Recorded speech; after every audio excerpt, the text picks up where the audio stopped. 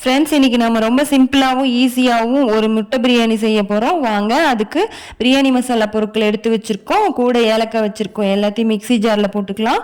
கூட பூண்டு போட்டுக்கலாம். அப்புறம் இஞ்சி போட்டுக்கலாம். தக்காளி, பெரிய வெங்காயம், வரமிளகாய் போட்டுக்கலாம். அப்புறம் சோம்பு போட்டுக்கலாம்.